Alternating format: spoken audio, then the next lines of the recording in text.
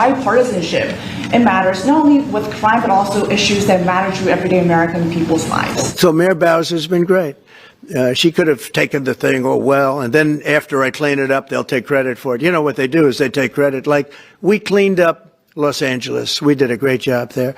And it was overwhelming what was going on. And again, the police chief made a statement that we could not have done, there's no way they could handle it. You saw what was happening out there. It was going to be a disaster. We stopped it cold. If we didn't do that, it would have been a very sad day. And, you know, remember, we have the Olympics, we have the World Cup, we have all these things coming, and we have 250, all of these things coming. But I watched Newsom get up and say he's doing a great, he's not, we're the ones that did it, and that's okay, whatever it takes. But the main thing is but he got up and said, we did it. Well, he didn't want us there. And he's going to need us again because it's starting to form again. I see it. It's starting to form again. You know, we have to maintain. It's like maintenance on an airplane. You can buy it, but you have to maintain it. And if you don't maintain it, a good plane becomes very unsafe very quickly. So it's an honor to do it. It's a lot of presidents wouldn't do what I'm doing. I don't need this heat. But when I watched television last night and I'm watching the news and I see that 9 people were killed in Chicago and 54 were badly wounded with bullets, I say, that's not this country. We have to do something. And I do say this, I say this very much. I'm not speaking to anybody but them right now. I would love to receive calls from governors and mayors saying they need help. We'll help them. We have a lot of people. We have a great force. We have a great military force. You know, Pete will tell you that when I was running for office, and this was a big headline, I think, you know, probably got me a couple of votes, but you couldn't sign people in the military. Nobody wanted to join the military, the Army, Air Force, the Navy, Marines, Space Force, Coast Guard. We never forget Coast Guard because they've done such a great job. Never. But nobody wanted to join any of them. We were way below what we wanted. Every single one. The closest was the Marines, whatever that is. You'll explain that to me. But the closest was the Marines. But every service was way down, way down. And then I got elected, and our country is the hottest country anywhere in the world right now. Everybody's talking about the USA. They're talking about the job that we're doing. Everybody. We have the best economy. We have a very, very important decision being made by the Supreme Court because our country is the richest, the strongest, the most powerful. But if for some reason some liberal court, I'm talking about the court that just ruled, where even an Obama judge voted in favor of us, which I gave him a compliment yesterday, as you know. I said that took great courage.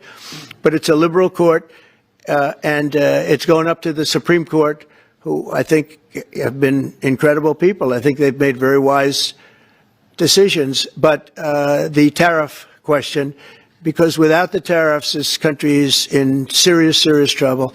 We've taken in almost $17 trillion of investment is coming in. Most of it is coming because of tariffs.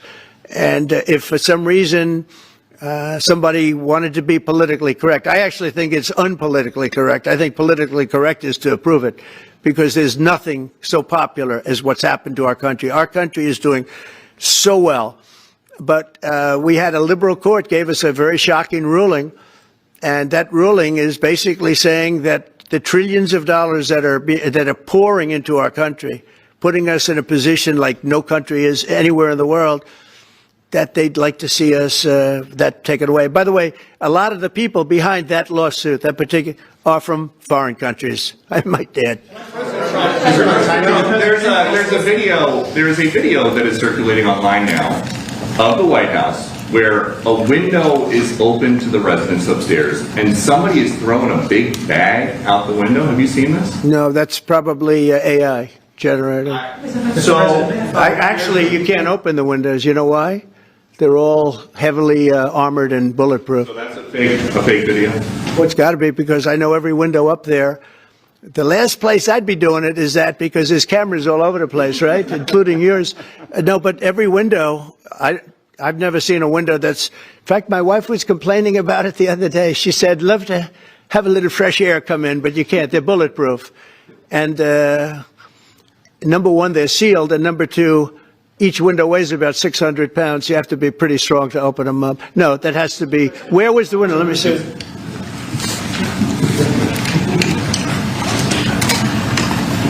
Maybe for the renovations?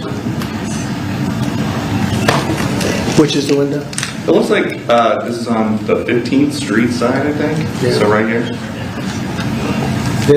दलित के बाद अगर सबसे ज्यादा कोई गरीब और पिछड़ा है तो वो मुसलमान है, लेकिन इनका जो दुर्दशा है, ये भैया जिए चाहे मरे भाजपा को वोट नहीं देंगे। भाजपा तो मुसलमान विरोधी पार्टी है।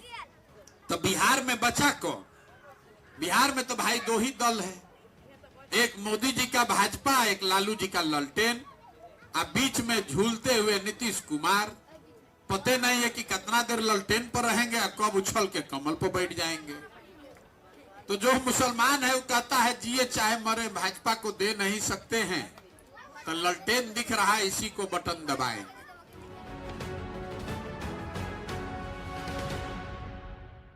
As it relates to your Well, they ruled against our country, the court, and they ruled against us before. It's a very liberal court. You called it highly partisan in your. Well, it certainly is. It certainly and in is. fact, it was along ideological lines, 7-4. Well, except that we actually got one of the Obama judges that was appointed by President Obama voted in favor of the tariffs because he felt it was imperative for our country to thrive and survive even. And I gave him credit. I said, you know what? That took a lot of courage for him to do it because you don't see that often. So my question is, I imagine, I suspect you're going to appeal that all the way to the Supreme Court. Well, we already have, yeah. In fact, we're doing something else. We're going to be going to the Supreme Court, we think, tomorrow because we need an early decision. I mean, look, the financial fabric of our country, we're a rich, incredible country right now, and we're able to, you know, other countries use tariffs on us for years. And we never did. I did a lot during my first term, but then we had COVID and we had to focus on other things. You couldn't be tariffing Italy, Spain, France, as they were dying by the thousands and millions. But we did with China, and China paid us billions and billions of dollars. And I started the process, but then I had to end it a little bit because of COVID. We focused on that. But no, it's a very important decision. And frankly, if they make the wrong decision, it would be a devastation for our country. We've taken in trillions of dollars. And by the way, all these countries signed agreements. As an example, they're all happy. Everybody's happy. But some whack job put in a lawsuit. It went before a very liberal court, and the liberal court ruled, it was 11, they ruled 7-4, with one of the most liberal of them all voting in our favor because they're patriots. I think I give tremendous credit to that judge. And now it's going to the Supreme Court. Now we're going to be asking for early admittance. We're going tomorrow, and we're going to ask for an expedited ruling because, you know, when you look at the stock market's down today, the stock market's down because of that, because the stock market needs the tariffs. They want the tariffs. If you look at AI, all of those, you know, all of that money that's going to be invested, trillions and trillions of dollars, the biggest thing, bigger than the internet, I suspect. It's the internet plus 3 or 4 other things combined. We are leading very substantially with AI. We're leading because of tariffs. We're leading because of talent, and this is where they'd like to be. But without the tariffs, we wouldn't have a chance because we wouldn't be able to protect those investments of the companies coming in. So if you took away tariffs, we could end up being a third world country. That's how big the ruling. So we're asking for an expedited ruling. As a backstop to that, President, you have a Republican-controlled Congress. You control the House. You control the Senate. Yeah, but we don't have 60 votes. We don't have 60 votes. I'd love to do that. Oh, if we had 60 senators, if we got the 60 votes, we would get them. But we need 60 votes, and we need, you know, a certain number in the House. I think we'd get, I don't know, we have about 5 of them here. Would everybody agree with me on tariffs? Without tariffs, we're a different country. We have taken in so much money. And here's the thing. We signed a deal with Japan. They're paying us hundreds of billions of dollars.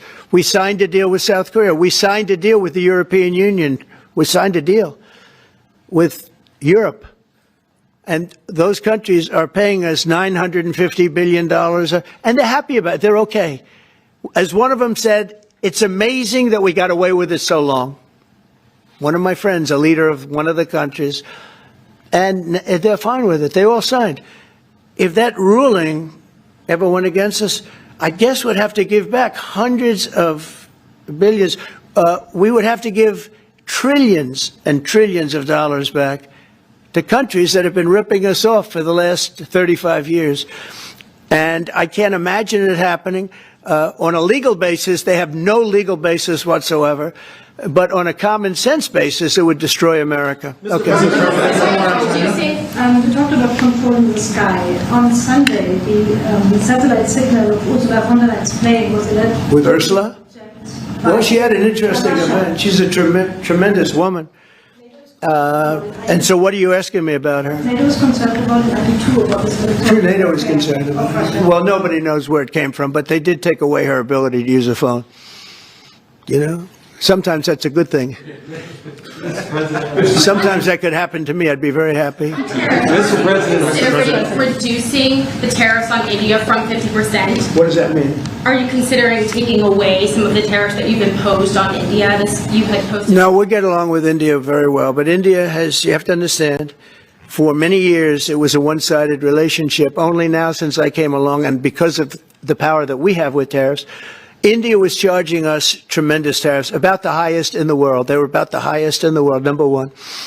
And we therefore weren't doing much business with India, but they were doing business with us because we weren't charging them. Foolishly, we weren't charging them. So they would send in massive, everything they made, they'd send it in, pour it into our country. Therefore, it wouldn't be made here, which is a negative. But we would not send in anything because they were charging us 100% tariffs. And, I'll give you an example. Harley Davidson. Harley Davidson couldn't sell into India. There was a 200% tariff on a motorcycle. So what happens? Harley Davidson went to India and built a motorcycle plant.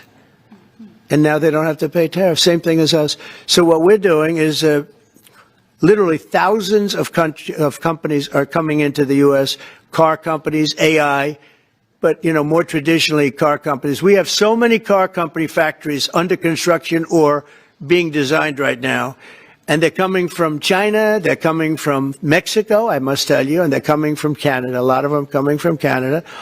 But they're coming into our country because they want to build here. And they want to build here for two reasons. Number one, they'd like to be here. And number two, the tariffs are protecting them. And number three, they want to avoid paying tariffs. When they build their cars here, they don't have any tariffs to pay. When you build here, you don't have any tariffs. Mr. President, in light of the Minnesota shooting last week, the Department of Homeland Security is now awarding more than $100 million to hundreds of faith organizations across the country to help them ramp up security. What's your vision for further protecting religious liberty across the country amid incidents of threats? And so religious liberty is so important, and we're talking about every religion now. And we're doing things on that nobody else has ever done. And we're going to be having a big announcement in about 2 weeks on that question. Yeah, please. On Space Command, sir, are you concerned that people may not be willing to relocate from Colorado to Alabama? No, I'm not worried. We'll get somebody else. The problem with Colorado is they have a very corrupt voting system. Look, I have so many friends in Colorado. Anytime you have mail-in voting, you have corrupt elections. Very simple.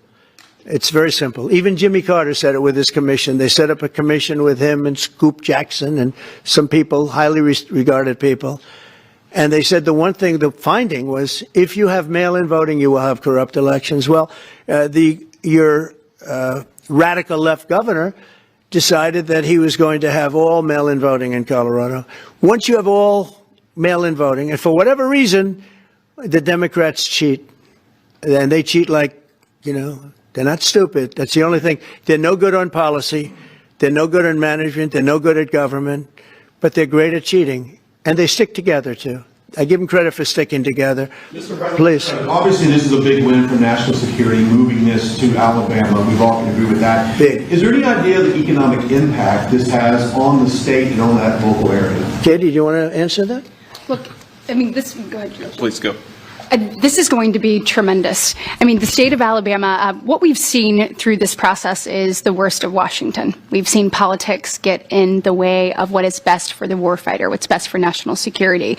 And the state of Alabama is about to show the country the best among us. So we know the economic impact is going to be tremendous. There at Redstone Arsenal, we're proud to house everything from the FBI to headquarters there for material command to a number of things. We obviously have NASA with Marshall Space Flight Center, and so this naturally fits within. When you look at the decision matrix that they placed in front of us, that's why we ranked so high, is because we have the resources necessary and the ability to build out quickly to meet the needs in front of us. As far as economic impact, it would be tremendous. Does anybody have an exact number? 1,600 jobs.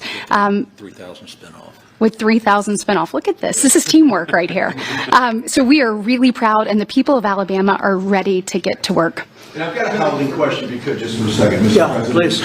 Owning a home and going about the American dream seems like it's out of touch for a lot of Americans. Just recently, you pushed out a statement about addressing an emergency housing situation. That's right. We're thinking about doing that. Yeah, can you just... Well, we need a little help from the Fed. We have a man named Jerome Too Late Powell. You probably heard of him. He's too late. He's way too late. And the economy is so strong that it's pushing through that. Normally, it would have been much tougher, but we're doing so well that we're pushing through it. But it makes it very hard for people to get mortgages because too late is too late. Very simple. He's too late. And probably political, whatever. He wasn't too late before the election. Before the election, he was cutting rates, right? Because he was hoping that, I guess, Biden would get in or that Kamala would. He was a big Biden guy. Explain that one. And then he was a Kamala person. But he was hoping, I guess, she'd win, I guess. I don't know. It didn't work out too well. But, yeah, we need a very serious cut. You know, I think that if you look back many decades ago, the United States was always the lowest, even if they were doing badly. The United States was, because without the United States, everything in the world would die. It's true. It's so powerful. It's so big. And I made it really big in the first 4 years. Then it started to degenerate with what this Biden administration did. But we built it up to a level that I never thought we could be at this quickly. We're the hottest, we're the best financially. The money coming in is so big because of tariffs and other things, but because of tariffs. Tariff gets us even those other things. Plus, it gets us great negotiating. I settled 7 wars, and numerous of those wars were because of trade. And numerous of the trade deals that I made were because of tariffs. It gives you a great negotiating ability. If that ability were taken away from us by a liberal court acting on essentially foreign nations, asking to get help from the United States government, when they've been doing this to us for 40 years. That's why we have $38 trillion in debt. We won't have it for long if they let us, if they allow us to do what everybody knows we should be able to do. Yeah, please. Mr. President, another Biden-era action that you're now reversing is that you signed a deal last week to make federal buildings adopt and embrace classical architecture styles again. Can you talk to us about why you do that, and also what's your vision? Well, we want to see beautiful buildings. Now, you know, it's in the eye of the beholder. I've seen architectural reviews over the years. I'm an expert at it. I've gotten a lot of great reviews.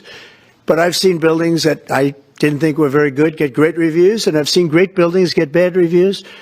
So, but it's just a standard. We want to have a good standard. We're building something here. You know, for 150 years, they wanted a ballroom at the White House. We're doing something at the highest level, using great architects and all. And, you know, it's very exciting. But we have a lot of interesting things happening architecturally in D.C. And D.C. is like a different place. And, you know, even the contractor said, sir, we walked down today, we feel like much safer. It's like a different place. Washington, D.C. is great. Now, we're going to also beautify it. We're going to put a topping on the roads. We're not going to rip them apart and take 4 years to build a road that was exactly the same by the time you build it. But we're going to put toppings. We're going to put new medians in. We're going to get the graffiti off. We're going to put tiles up in the tunnels where the tiles are missing. And we'll do the whole tunnel instead of, you know, a little area where you see new tiles, old tiles that never look too good, but they could use it. You know, they've been up for 50 years. They've served their duty. But we're going to make this within about a 20-mile radius from the White House. we're going to have this place spick and span. It's going to be crime-free, and it's going to be spick and span. It's going to be, you'll be proud of Washington again. Go ahead, please. Sir, China's having a massive military parade that President Putin and Kim Jong-un will be attending. Do you interpret that as a challenge to this? And are you concerned at all about those countries trying to be some sort of counterweight? Not at all. China needs us, and I have a very good relationship with President Xi, as you know, but China needs us much more than we need them. No, I don't see that at all, no. Maybe one more. And I had actually a very good meeting with President Putin a couple of weeks ago. We'll see if anything comes out of it. If it doesn't, we'll take a different stance. Everyone march today in California ruled that your deployment of National Guard troops to Los Angeles was illegal. Do you have any response? Well, it was a radical left judge, but very importantly, what did you not tell me in that question or statement that you made pretty much of a statement, I think? Well, I was asking for your response. No, you didn't say what the judge said, though. The judge said, but you can leave the 300 people that you already have in place. They can continue to be in place. That's all we need. But why didn't you put that as part of your statement? Because the same judge ruled exactly as you said, except the judge said that you could leave the 300 people that you already have in place. They can stay, they can remain, they can do what they have to do. Thank you very much, everybody. We appreciate it. Thank you. Thank you. Thank you very much. Well, thank you very much. It's a very important day and an important announcement with great friends of mine. I think I can say this group is every one of them. I rate a 10. I can't always say that, even if they're Republicans, and these are Republicans, great Republicans. I want to thank you all for being here for this important announcement, 7 years in the making. As you know, this has been going on for a long period of time, and I am thrilled to report that the U.S. Space Command headquarters will move to the beautiful locale of a place called Huntsville, Alabama, forever to be known from this point forward as Rocket City. Okay, so Huntsville, Alabama, we love Alabama. I only won it by about 47 points. I don't think that influenced my decision, though, right? That didn't, right? But we had a lot of competition for this, and Alabama's getting it, Huntsville in particular, so congratulations, everybody. Katie, congratulations. This will result in more than 30,000 Alabama jobs, and probably much more than that, and hundreds of millions of dollars of investment, and that's billions, because it can't be millions, it's billions and billions of dollars.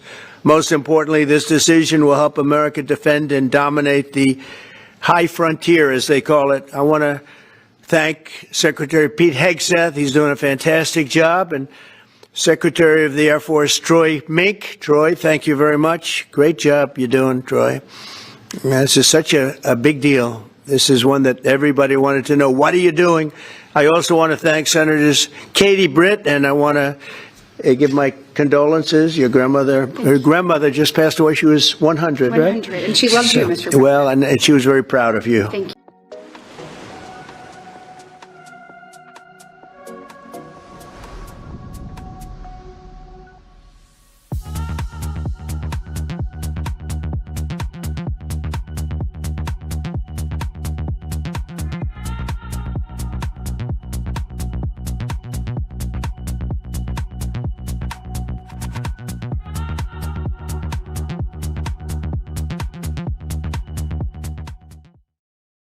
Fantastic guy all around. He was also a tremendous coach.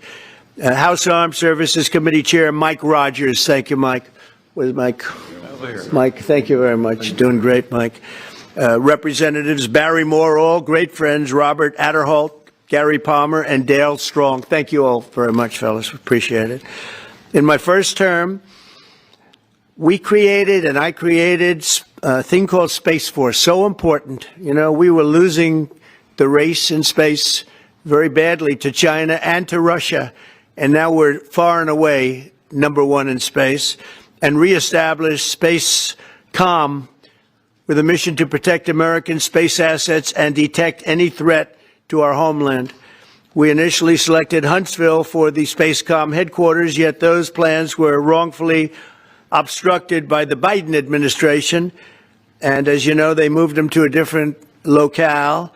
And today we're moving forward with what we want to do and the place that we want to have this. And this will be there for hopefully hundreds of years. That's where it's going to be. I will say I want to thank Colorado. The problem I have with Colorado, one of the big problems, they do mail-in voting. They went to all mail-in voting. So they have automatically crooked elections. And we can't have that. When a state is for mail-in voting, that means they want dishonest elections, because that's what that means. So that played a big factor also.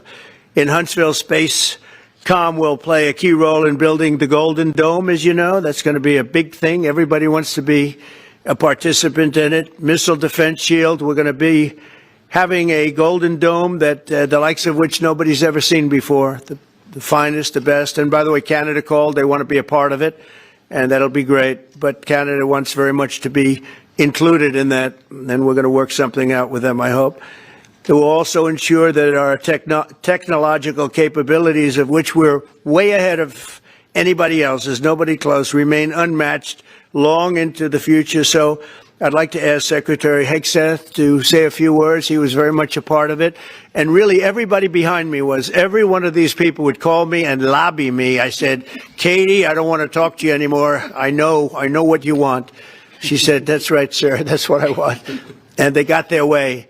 So I just want to congratulate. These are really special people. They're politicians in many ways, but they're great patriots, I think even more so than politicians. So they fought very hard to get it, and it's an honor to give it to Huntsville. Pete, say a few words, please. Thank you, Mr. President. As usual, right place, right time, for the right reason. In your first administration, you established the Space Force at a time when we knew we had to be looking to that domain of space. You also reestablished SpaceCom to ensure that priority was put in place, and you, through the Air Force, independently identified that Huntsville, Alabama was the right place to put it. For other reasons, in the next administration under Biden, they decided to move it somewhere else. Well, during that time, the DoD Inspector General, the Government Affairs Office, they did their own assessments, and where did they say SpaceCom should go? Huntsville, Alabama. So what you're doing today, Mr. President, is restoring it to precisely where it should be based on what the Space Force, the Air Force, your leadership believes will give us strategic advantage in the future. That is Huntsville, Alabama. We are way ahead in space, but this will ensure we stay leaps and bounds ahead, because that's the most important domain. Whoever controls the skies will control the future of warfare. And Mr. President, today you're ensuring that happens. Thank you. Thank you very much. Katie, would you like to say something? Mr. President, we are grateful for your leadership on this and restoring Space Command to its rightful home in Huntsville, Alabama. This delegation has worked together, both chambers, both parties, to make sure that Huntsville was the place that Space Command called home. As was mentioned, obviously the Biden administration chose to make this political. What we want to do is put the safety and security of Americans first. We want to make sure that our war fighter is put first, and we want to make sure that America continues to lead. And today, Mr. President, you've allowed that to happen. Thank you. Thank you very much. Tommy, please. Yeah, thank you. Thank you, Mr. President. This is a great day for our country, not just for our state of Alabama. We need help in our military. We need to catch up. And as Secretary has said, we're not behind in space, but we know where we're at, and we need to expound on that. Now, this move will save the taxpayers $480 million. It's not going to cost more. It's going to cut $480 million. We have the plans intact. It'll be behind a secure wall in Huntsville, Alabama, at Redstone Arsenal. We have 40,000 people there. We have the FBI there. We have missile defense there. We have NASA, Blue Origin, and SpaceX. It is the perfect place for Space Command. I would tell you today, and I've spoke with the President for the last 3 or 4 years about this, if I thought it needed to go somewhere else because I understand the security of our country, I'd be for that. But the best place for Space Command is Huntsville, Alabama, because what we have and what it means to this country is going to be so important. So thank you, Mr. President, for this, and we look forward to building a huge Space Command and having the Donald J. Trump Space Command Center in Huntsville, Alabama.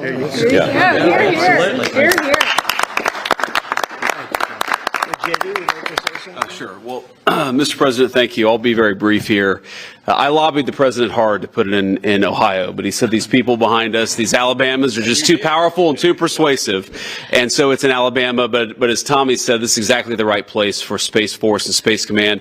I think Americans ought to appreciate the fact that you can't win the battle of the future unless you control the skies. The cyber security, the communications, the entire infrastructure of the battle in the 21st century will be in space. So it was a visionary move in the first administration for the president to set up Space Force, and I think an equally visionary move to make sure that Space Force is right where it should be in Huntsville, Alabama. Thank you, sir. Thank you very much. Gentlemen, anybody want to say anything? Would you like to say?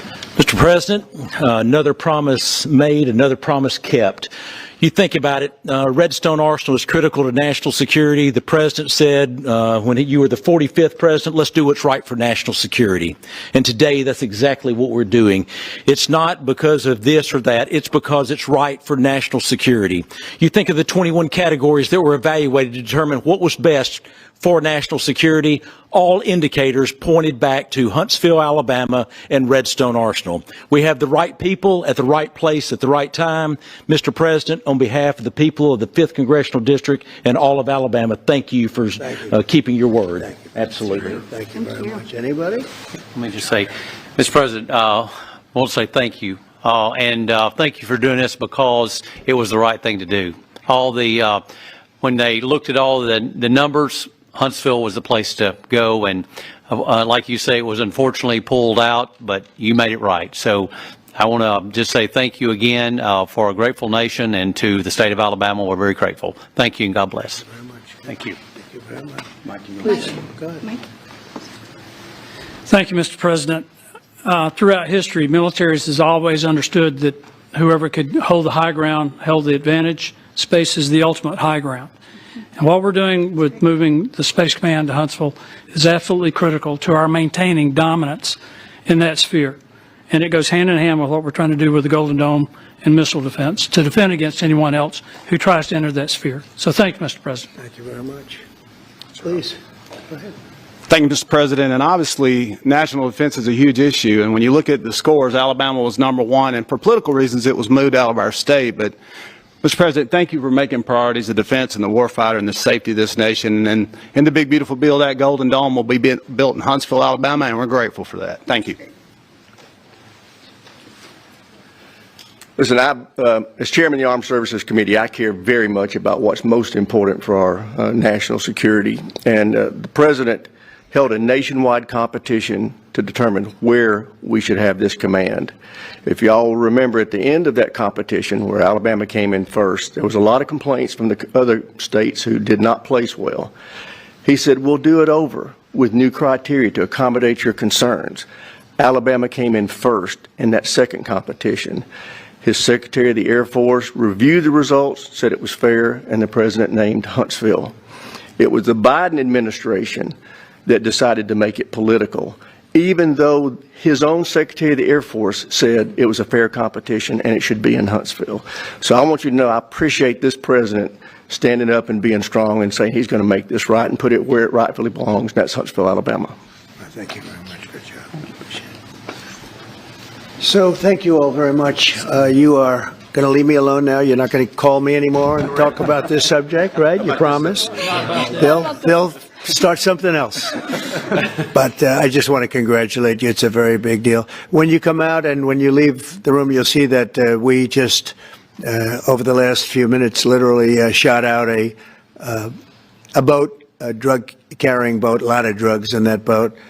And you'll be seeing that and you'll be reading about that.